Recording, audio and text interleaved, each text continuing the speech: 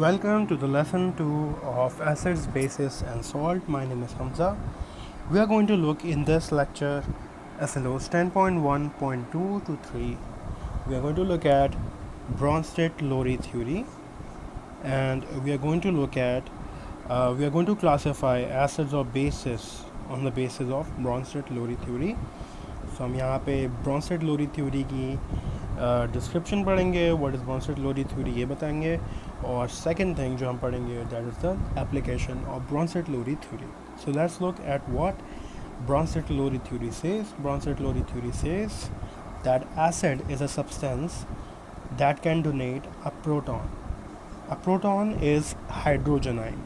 It is not the proton which is present in the nucleus of an atom. Remember this. Bronsted-Lowry theory के अंदर जो word proton इस्तेमाल हुआ है, that word proton actually refers to hydrogen ion which is H positive ion. Okay, so यहाँ पे proton का मतलब एटम्स वाले प्रोटॉन नहीं हैं जो एटम के न्यूक्लियस के अंदर होते हैं, ये वो प्रोटॉन्स नहीं हैं. These protons are actually hydrogen ions which have positive one charge on them. Okay, why do we call them protons, why do we call hydrogen ions as the protons, यह हम अभी बता देंगे, ये क्लियर हो जाएगा. But right now remember that an acid is a substance that can donate proton. Donate proton means it can give protons. So those species which can give protons, which can give hydrogen ions, they are called acids according to Bronsted-Lowry. Bronsted-Lowry कौन है? These were two scientists जिनकी together there is a theory called Bronsted-Lowry theory. Okay. The second thing is about base, and they say that base is a substance which can accept a proton. So those chemicals, those species which accept hydrogen ion, जो hydrogen ion को अपने अंदर add कर लेते हैं, accept कर लेते हैं उनको, ठीक है, तो they are called bases. So acids can donate protons, can give protons, and bases can take those protons. ठीक है, सो बेस कोई ऐसी स्पीशीज जो कि हाइड्रोजन आयन ले लेगी, और एसिड कोई ऐसी स्पीशीज जो कि हाइड्रोजन आयन दे देगी. हाइड्रोजन आयंस को हम क्या कह रहे हैं यहाँ पे? प्रोटॉन कह रहे हैं. ठीक है, अब हाइड्रोजन आयंस को हम प्रोटॉन क्यों कह रहे हैं ज़रा हम देख लेते हैं. What is hydrogen atom? Hydrogen atom के ऊपर, हाइड्रोजन एटम के अंदर कितने इलेक्ट्रॉन प्रोटॉन होते हैं? फर्स्ट थिंग, हाइड्रोजन के अंदर एक इलेक्ट्रॉन होता है, एक प्रोटॉन होता है. If hydrogen gives that one electron, तो उसके ऊपर चार्ज क्या आएगा? Positive one. Obviously we know this. ठीक है, अब इलेक्ट्रॉन तो उसके शेल में कोई है नहीं, न्यूक्लियस के अंदर एक ही प्रोटॉन है, न्यूट्रॉन तो वैसे हाइड्रोजन के अंदर नहीं होता. सो बचा गया सिर्फ एक प्रोटॉन. सो हाइड्रोजन आयन को प्रोटॉन क्यों कह रहे हैं? बिकॉज हाइड्रोजन आयन जब फॉर्म होता है तो उसके इलेक्ट्रॉन तो चले आते हैं, और न्यूक्लियस के अंदर क्या रह जाता है? सिर्फ एक प्रोटॉन रहता है. ठीक है, सो ओवरऑल हाइड्रोजन एटम के अंदर क्या रह गया? हाइड्रोजन आयन के अंदर क्या रह गया? सिर्फ एक proton. That is why we are calling hydrogen ion as the proton. ठीक है, इसलिए हम हाइड्रोजन आयन को प्रोटॉन भी कह सकते हैं, क्योंकि उसका एटम सिर्फ एक प्रोटॉन के ऊपर बेस करता है. सॉरी, उसका जो आयन है वो सिर्फ एक प्रोटॉन के ऊपर बेस करता है. ठीक है, तो hydrogen ion only has one proton, that is why it is called proton. ठीक है, ऑल्टरनेट वर्ड्स हम इस्तेमाल करते हैं हाइड्रोजन आयन के लिए, प्रोटॉन, प्रोटॉन, हाइड्रोजन आयन. ठीक है, okay, let's look at examples of Bronsted-Lowry theory. Bronsted-Lowry theory की एग्जांपल्स में हमारे पास HCl अगेन है, जो कि हमने आर्गेनियस थ्योरी में भी पढ़ा था. HCl acts as an acid while NH3 acts as a base. HCl क्या करेगा? उसकी Bronsted-Lowry theory ने बताया कि HCl अगर एसिड है तो वो एसिड के लिए क्या करना चाहिए उसको? वो अपने प्रोटॉन को, यानी कि हाइड्रोजन आयन को डोनेट कर देगा, दे देगा. ठीक है, और NH3 अगर बेस है तो वो क्या करेगा? उस हाइड्रोजन आयन को एक्सेप्ट कर लेगा, अपने अंदर ऐड कर लेगा. तो इसको हम इक्वेशन समझते हैं. अगर हम HCl के अंदर NH3 डाल दें, ठीक है, HCl लें और उसके अंदर NH3 डाल दें, तो HCl के अंदर जो हाइड्रोजन आयन है वो किसके पास चला जाएगा? NH3 के पास. What will be formed? NH4. ठीक है, अब NH3 was a neutral thing, एक न्यूट्रल मॉलिक्यूल था, उसके अंदर जब हाइड्रोजन आयन आ गया तो उसके ऊपर एक्सेस पॉजिटिव चार्ज आएगा. ठीक है, हाइड्रोजन आयन के ऊपर चार्ज क्या होता है? पॉजिटिव. तो हाइड्रोजन आयन जिसमें भी ऐड होगा उसके ऊपर पॉजिटिव चार्ज आ जाएगा. और रह गया क्या behind? We have Cl left. Cl के ऊपर क्या चार्ज होगा? नेगेटिव चार्ज होगा. We have discussed in Arrhenius theory कि हमें चार्जेस कैसे पता चलते हैं. अगर एक हाइड्रोजन है तो Cl के ऊपर वन नेगेटिव चार्ज होगा. ठीक है, कॉन्जुगेट एसिड एंड बेसिस, ये एक और कॉन्सेप्ट है. कॉन्जुगेट एसिड और बेसिस किसे कहते हैं? ये भी ब्रोंसेट-लोरी थ्योरी का एक और डायमेंशन है. What do you mean by conjugate acid और a conjugate base? So let's look at the definition.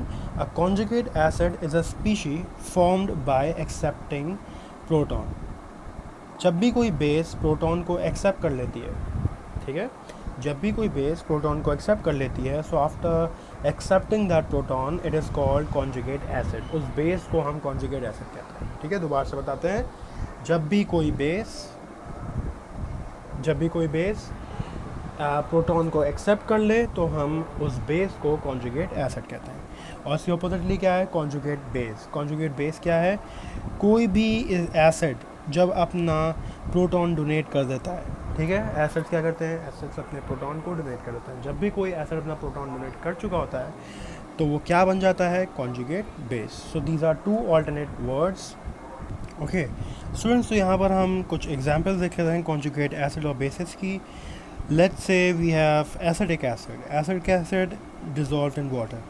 Okay, so water एक ऐसी species, एक ऐसा chemical है which can act as a base and acid. अगर हम उसके अंदर acid डालेंगे तो वो base के तौर पे act करेगा, और अगर हम उसके अंदर base डालेंगे तो वो acid के तौर पे act करेगा. ठीक है, so water is actually has a dual nature. Okay, water has a dual nature. It can act as a base and as an acid. Depend करता है अगर हम उसके अंदर एसिड डालेंगे. So in this case we are putting acetic acid in water. When we put this acetic acid in water, what is going to happen? Because this is an acid is going to give hydrogen ion obviously.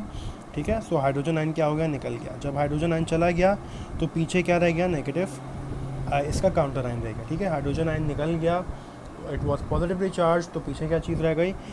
Counter negative ion रह गया. ठीक है, तो जब इसमें से hydrogen ion loose हो गया, चला गया, डोनेट हो गया, तो हमारे पास जो डेफिनेशन है, according to the definition, what is conjugate base? Conjugate base क्या होती है? कॉन्जुगेट बेस वो होती है जब प्रोटॉन डोनेट हो जाता है. तो जब प्रोटॉन डोनेट हो गया इसके अंदर से, तो ये जो चीज़ बची इसको हम क्या बोलेंगे? कॉन्जुगेट बेस बोलेंगे. तो इस एसिड में से जब हाइड्रोजन निकल गया, so the remaining thing is called its conjugate base. Acid जब अपने हाइड्रोजन्स को डोनेट कर देते हैं, the remaining thing which is left is conjugate base. ठीक है, सो एसिड्स की कॉन्जुगेट बेस बनती है, बेसिस के कॉन्जुगेट एसिड्स बनते हैं. ठीक है, तो एसिड जब अपने हाइड्रोजन को डोनेट करेगा तो कॉन्जुगेट बेस बनेगी. और ये हाइड्रोजन किसके पास चला गया? Because water is working as a base right now, so this hydrogen goes to this water and what is formed H3O positive ion. ठीक है, सो H2O के अंदर एक और हाइड्रोजन अगर ऐड कर दें तो क्या हो जाएगा? H3O और नेगेटिव पॉजिटिव चार्ज हो जाएगा इसके ऊपर. तो hydrogen water was a base in this case. Water यहाँ पे बेस के तौर पे काम कर रहा है. तो ये चीज़ क्या है? इसकी कॉन्जुगेट एसिड है. ऑलवेज रिमेंबर एसिड्स की कॉन्जुगेट बेस बनती है और बेसिस की कॉन्जुगेट एसिड्स बनते हैं. एक और एग्जांपल लेते हैं.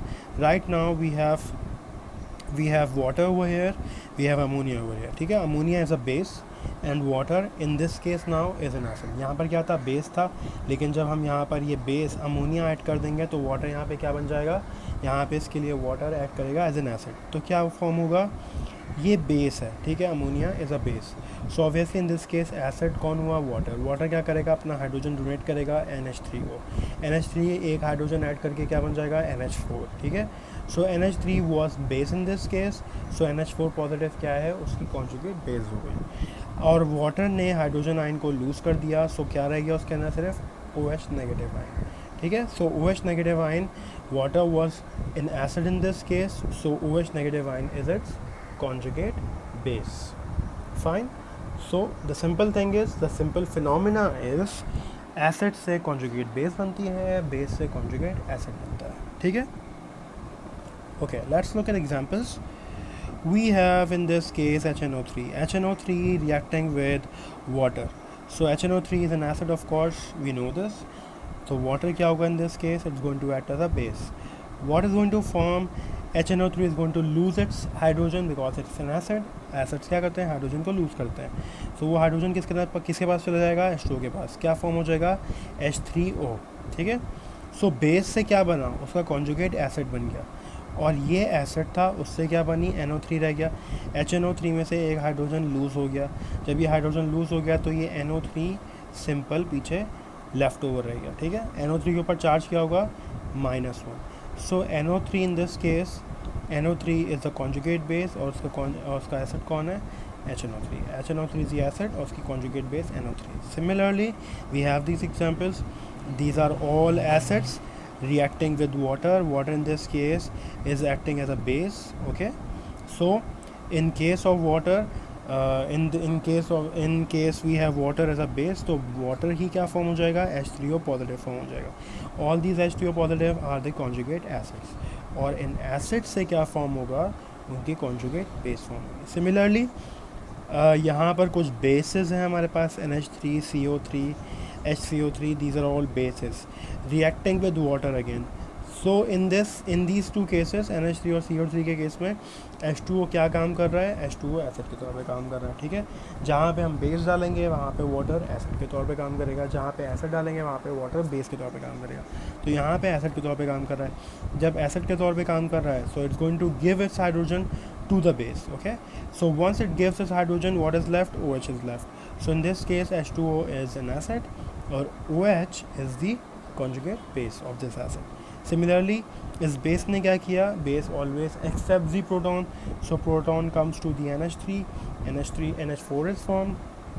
So NH4 in this case is the conjugate acid and NH3 was the base. So these are some examples. You should know how you form conjugate acids and bases. If you have this, one thing that you have to remember is whenever you have an acid reacting with water, water is going to work as a base. Whenever you have bases reacting with water, water is going to work as acid in that case, okay. And always remember, acids always give hydrogen ions and bases accept those hydrogen ions.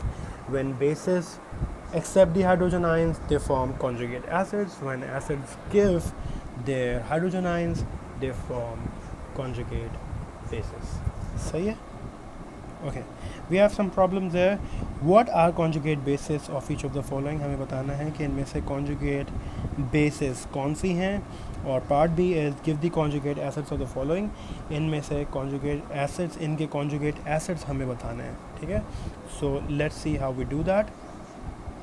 The first one, we are going to solve only one or two examples, and rest you can solve by yourself. So we have HS minus. We have to give the conjugate base of this. इसका conjugate base हमें देना है HS minus का, ठीक है। So conjugate base देना है, इसका मतलब ये खुद क्या है, ये acid है, ठीक है। So HS minus is an acid. Once it's going to give the hydrogen ion, because hydrogen ion देगा तो conjugate base बनेगा। conjugate base की definition याद रखिएगा, जब भी एसिड अपने हाइड्रोजन आयन को देगा तो वो कॉन्जुगेट बेस बन जाएगा। तो ये है HS माइनस क्या करेगा, हाइड्रोजन आयन को दे देगा, लेफ्ट ओवर क्या रहेगा, S के ऊपर ऑलरेडी माइनस चार्ज था, अब क्या हो गया, एक माइनस और आ गया, तो इसका मतलब 2 माइनस चार्ज हो गया। सो S2 minus the conjugate base in this case. Similarly H3O positive, so H3O positive in this case is an acid. जब वो अपना हाइड्रोजन आयन देगा तो उसका कॉन्जुगेट बेस बन जाएगा। जब एक हाइड्रोजन आयन पे चला जाएगा तो क्या बच जाएगा, H2O, ठीक है। H3O था, H2O बच गया।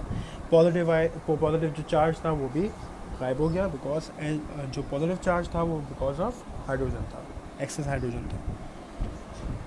Okay, that's all. I hope these examples are clear to you. If you still have any problem, you can ask me later on, and see you in the next lecture video. Thank you so much. Allah Hafiz.